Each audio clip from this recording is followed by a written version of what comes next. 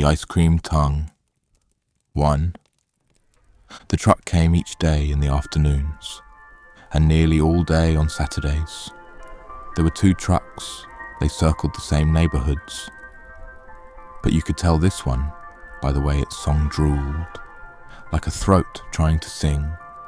Its music was slower, as if it melted before it reached your ears. That odd warble, like a clown singing on a tightrope. The songs came from old European organ grinders and calliope machines. The one she waited for was the odd one, the soft faded blues, pinks and nuclear yellow. Not for the music, but 'cause the ice cream was colder. And it waited for her too. She always missed Wednesdays because of ballet class. Not that she'd ever be a ballerina, but it kept her mother's missed dreams intact. And anyway, she liked being near the other girls. The ice cream couldn't read calendars, but it could tell time of a sort. It knew absence.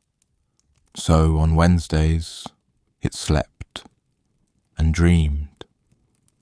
Not good dreams, more like nightmares if ice cream can have those. It was soft, so it feared hard things. The eager hands of children reaching through the window like sugar zombies. A mob. An ice cream apocalypse. Or the driver sneaking bites in secret. The endless parade of suburban potato-headed kids. Their faces unzipped in the middle. Tongues, braces, teeth that never stopped. It shivered, but not from cold. On other days it didn't sleep. It waited for her. It longed.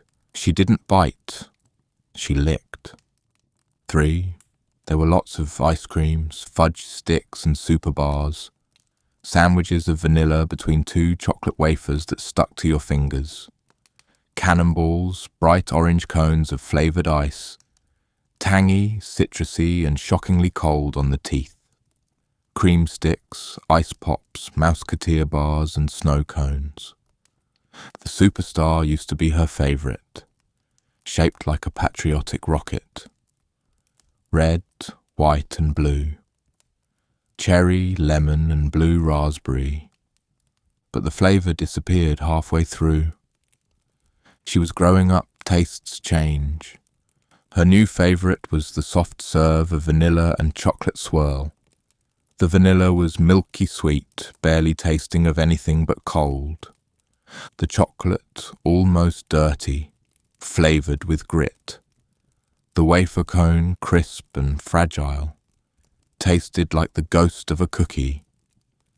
You would never eat just the cone. That would be sacrilegious. Besides, if you waited too long, it went soggy. That was gross. You'd pay the arm that came out of the window, then stand with your friends licking until it was done. They came day after day, paused their games, paused their rivalries. Maybe just for the time it took to eat the ice cream, but more often for the whole afternoon. A sweet reset. 4. She should have noticed sooner. She didn't. At first, she thought the other kids were just eating faster. Before, she'd giggle and eat with them by the truck. But now they finished first. Gave her odd looks. Wandered off. She'd still be there, lick after lick, while the ice cream truck idled in the shade. Eventually, she stayed so long she started backing off, standing by a tree to not look so awkwardly alone. Then the truck would pull away from the curb, its music echoing down the sun-soft streets. A broken carousel, a strangled bird.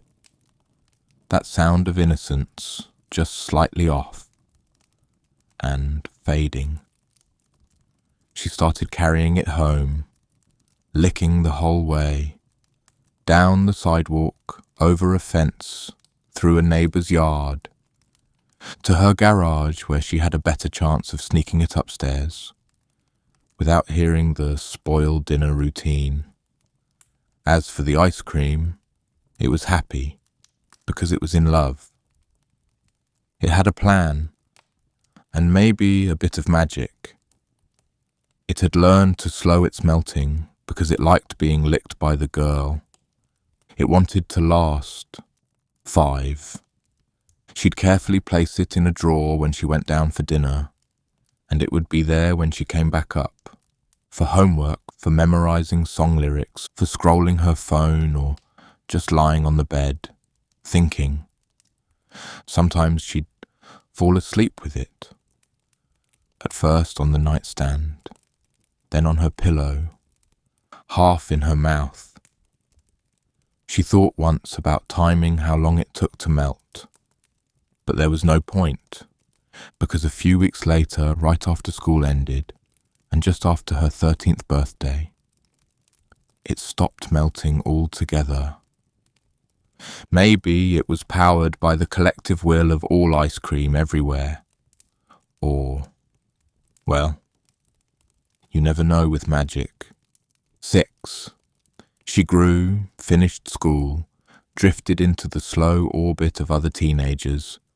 Sometimes she was invited to parties. She went, but only to the edges, skirting the backyards, lingering in the half-dark where the porch light didn't quite reach.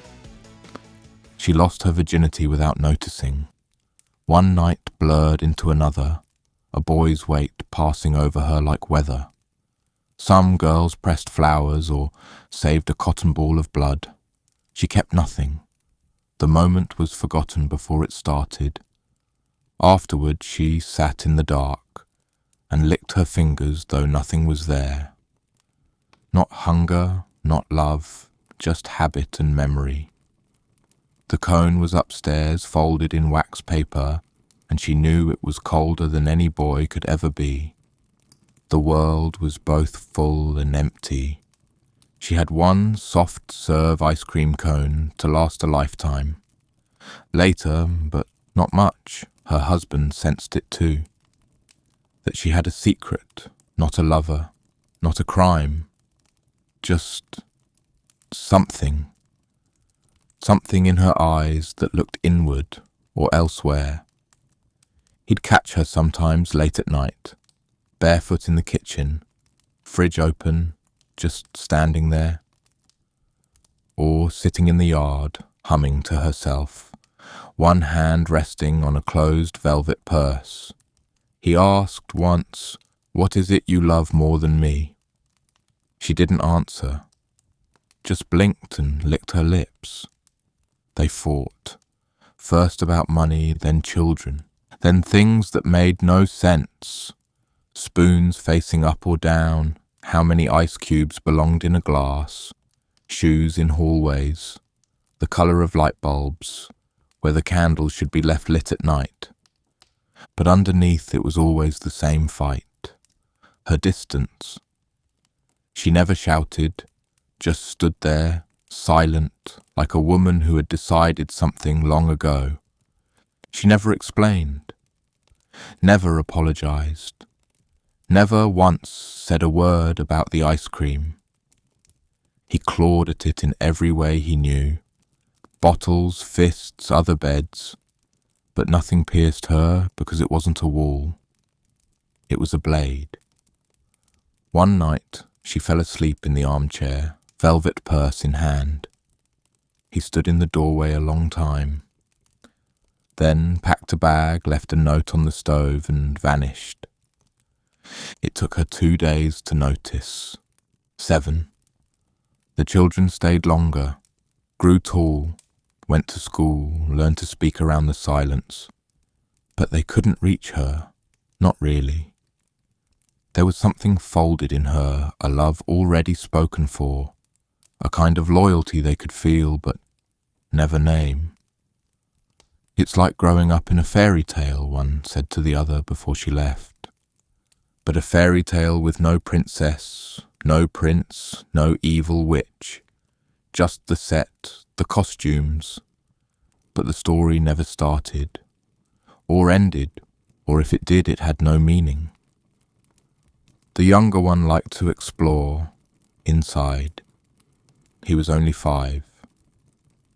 When his mother was away, he dragged a chair to the dresser, pulled open drawers, top drawers, things she used every day, middle drawers, spare things, useful but rare, the bottom drawer, the treasures, curious objects with no purpose, but impossible to throw away, a photo of their grandparents and their parents when the world was still black and white. No one smiled. A child's ballet slipper, frayed at the toe, ribbon knotted from too much tugging.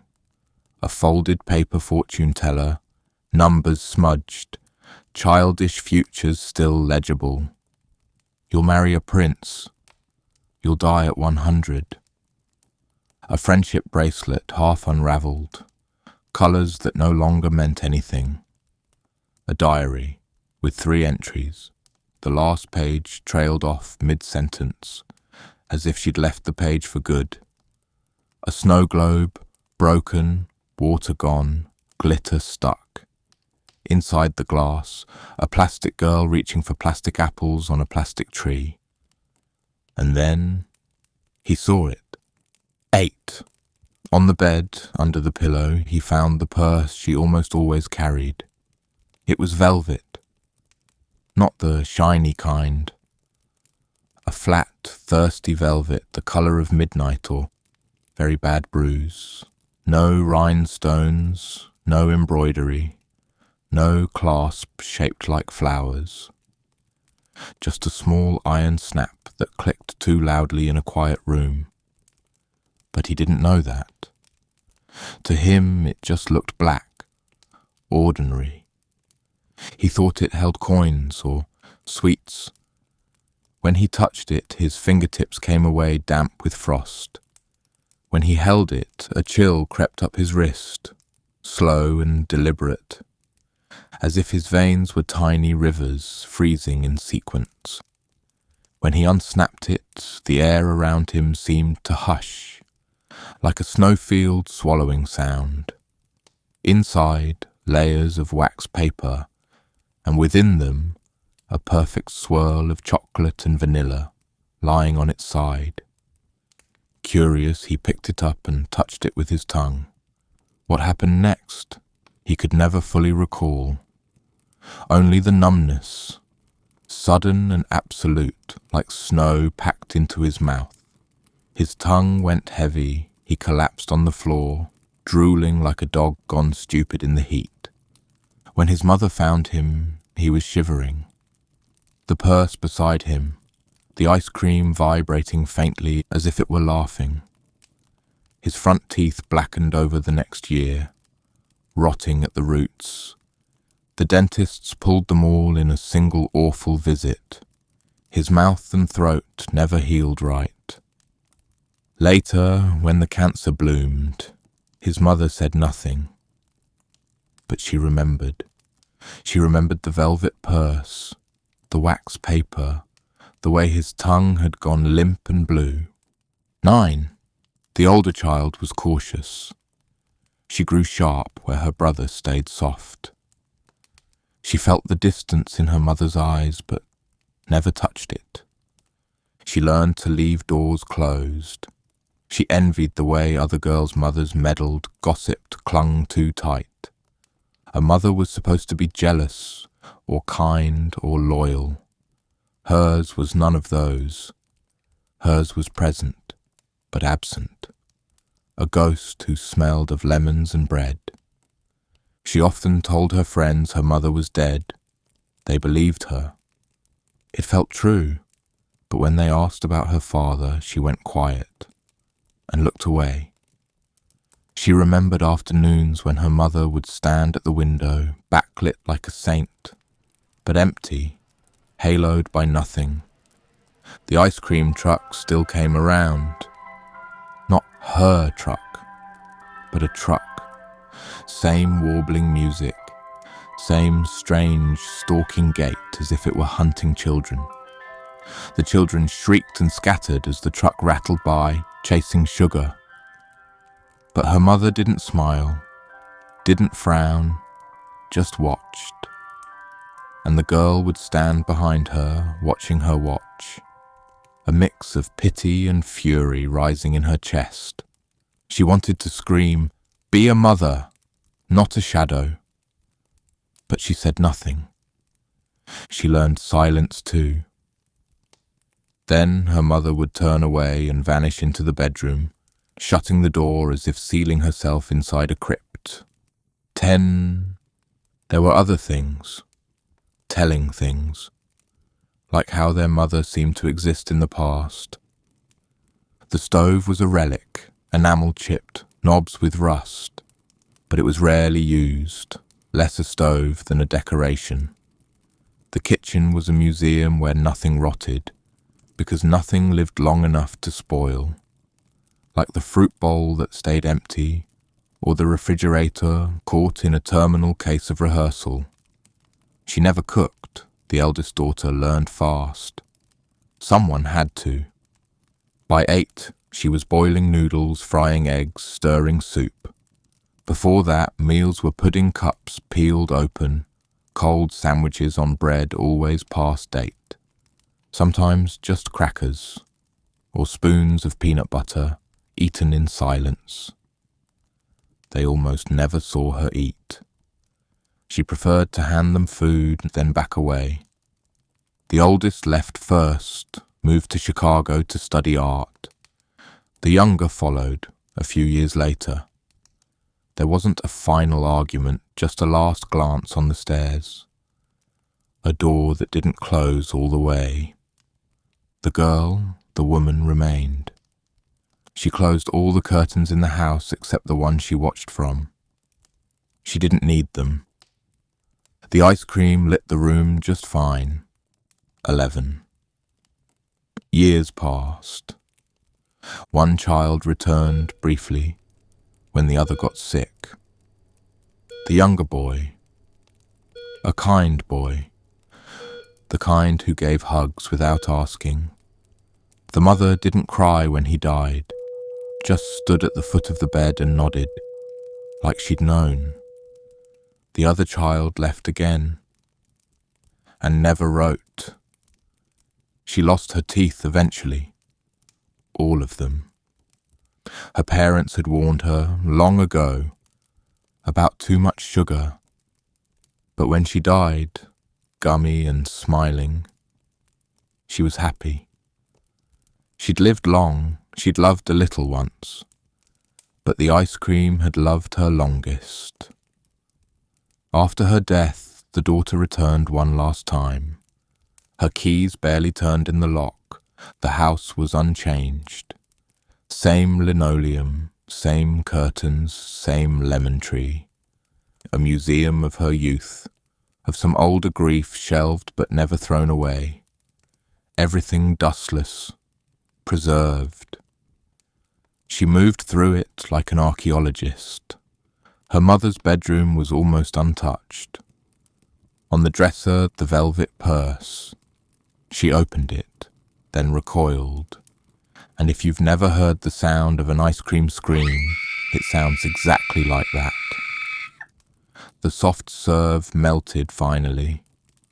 One puddle of grief. Life is short, and sometimes too long, and love is sweet. Afterward, it would be easy to tell you this story was a lie. Fiction. But then I am the daughter, and she was my mother. Was it true or just a well-told lie? Tell us what you believe and why. We know many of you listen late at night, sometimes while drifting off to sleep. Maybe you're wrapped in polar bear blankets, deep in the Arctic dark. Maybe you're swinging in a jungle hammock, wrapped up like a snack. Or maybe you're alone in a quiet room, or so you think. Let us know where you're listening from, and whether this story kept you awake or gave you good dreams. And one more thing. If you know a rare or hidden place, a ruin, an old legend, a forgotten town, share it in the comments. Your suggestion might become part of the Atlas. If you enjoyed wandering these forgotten corners, subscribe and join us again for another journey into the unknown.